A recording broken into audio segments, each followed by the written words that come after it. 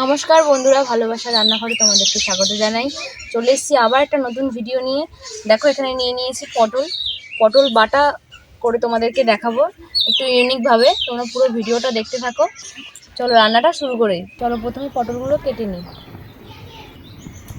দেখো পটলগুলো কিন্তু একদম কচি, ছোট ছোট আছে, টাটকা আর একদম কচি। চলো এই পটল দিয়ে বাটাটা আরও বেশি ভালো লাগবে খেতে।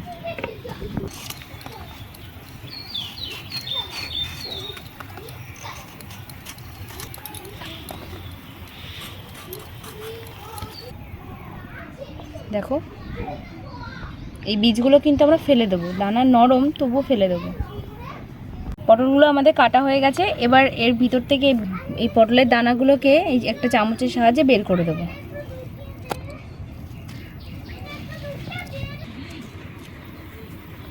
এইভাবে সব দানাগুলো ফেলে দেবো। এই যে আমরা এখানে 100 চিংড়ি মাছ নিয়েছি, 500 পটলের জন্য 100 চিংড়ি মাছ নিয়েছি। মাছটা এবার বেছে নেব। পটলগুলো ধুয়ে নিয়েছি, এবারে একটা মিক্সিং জারে দিয়ে দেবো। দিয়ে দেবো চিংড়ি মাছ, দিয়ে দেবো রসুন, দিয়ে দিচ্ছি 2টো শুকনো লঙ্কা। এবার একটা ঢাকনা দিয়ে দিলাম। এবার এটাকে মিহি পেস্ট করে নিয়ে আসি। দেখো একটা মিহি পেস্ট করে এনেছি। এবার চলো উনুনটা ধরিয়ে নিই। দিয়ে দেবো তেল। তেল গরম হয়ে গেছে, দিয়ে দিচ্ছি শুকনো লঙ্কা আর কালো জিরা ফোড়ন।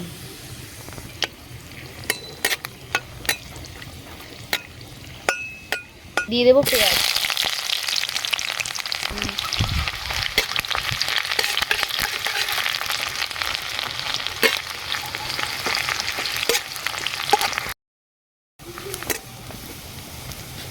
পেস্ট করে রাখা পটলটা দিয়ে দিচ্ছি।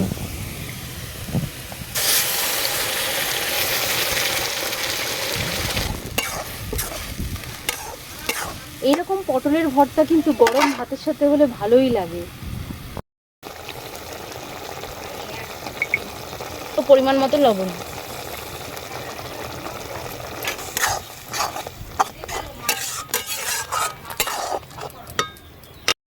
হলুদ,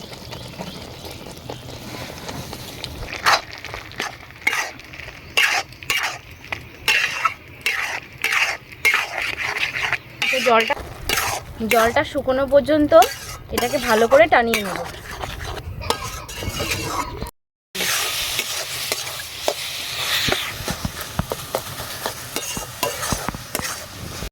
দিয়ে দেবো সামান্য চিনি।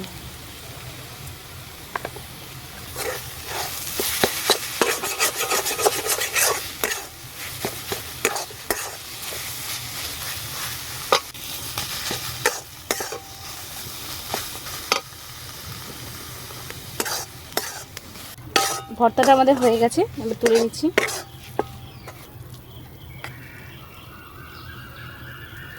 দেখো বন্ধুরা, আমাদের পটলের ভর্তাটা রেডি।